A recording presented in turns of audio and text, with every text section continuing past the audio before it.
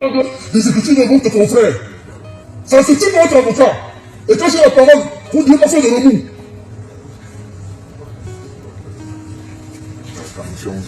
Je poursuis.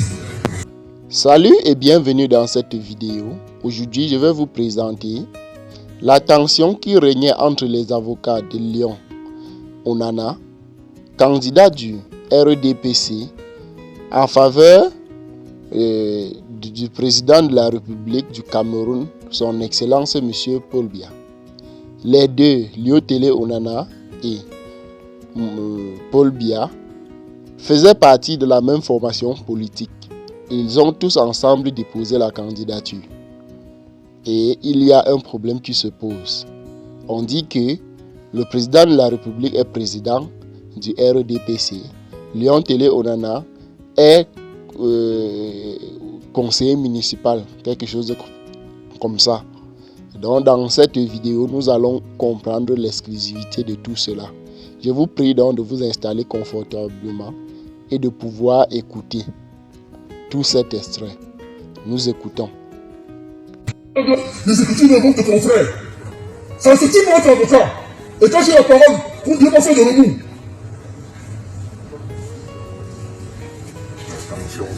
Je poursuis.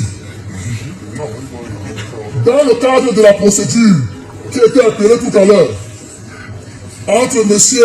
Léon Onana et le RDPC, il s'agissait de deux militants du RDPC. M. Léon Onana est conseiller municipal du RDPC. M. Paul Biya est président de la République du Cameroun et président du RDPC.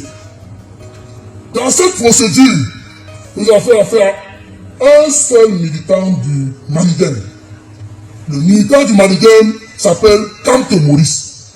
Alors, un tiers avec lequel nous n'avons aucun lien peut-il venir parler au nom de notre formation politique? Je poursuis. Récemment, le RDPC a exclu certains de ses anciens camarades qui me pardonnent de pouvoir, par devant cette audition judiciaire, invoquer leur nom. Le professeur Messanga Nyamdi a été exclu. Saint-Éloi Bidoum a été exclu. Est-il possible, dans la construction maléfique que les gens veulent nous imposer, que ces derniers puissent venir par devant cette auguste juridiction parler au nom du RDPC? C'est impossible. Alors, M. Yebga, exclu du Manigem, a-t-il qualité pour parler au nom du Manigem? Au point qu'on puisse prétendre que ce dernier serait le candidat investi par le Manigem? Telle est la question à laquelle nous devons répondre. Et les juges que vous êtes, ne vivez pas en vase clos. Nous vivons dans la même société. Les audios sont en circulation. Les audios sont en circulation. Où M. Yebga reconnaît avoir été stipendié pour présenter sa candidature.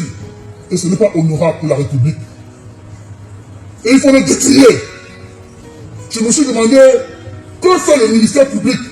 Que fait le ministère de la Justice? Le ministère qui a pris un communiqué pour t'annoncer qu'on avait sympathisé le site du ministère. Pour pouvoir présenter M. Yebga comme étant le représentant du Manigem. Pourquoi est-ce que la justice maintenant ne se met pas en branle? Pourquoi la justice maintenant ne se met pas en branle? Alors que l'honneur de la République est en jeu. L'honneur de la République est en jeu. Et pourquoi le ministère public, le ministère de la Justice ne font pas travailler que le leur? Alors que les fraudeurs et les faussaires sont connus. Et aujourd'hui, on me prétend que cette personne-là, et d'ici donc, voilà le message fort que cet avocat envoie devant la Cour constitutionnelle en faveur de Léon Onana, Maurice Kamto, contre le président de la République, pour son Excellence Paul Biya. C'était donc clair à entendre. Il a même dévoilé le fait que le ministère de l'administration territoriale a sorti des arguments en disant que le site a été tripatoué pour pouvoir investir Yebga comme un autre candidat pour le Manigem. Et pourtant Yebga n'a même pas parole devant devant ce parti politique. Voilà. Merci donc de regarder la vidéo jusqu'à la fin. Merci de partager. Et abonne-toi si ce n'est pas encore fait. À la prochaine pour une nouvelle vidéo.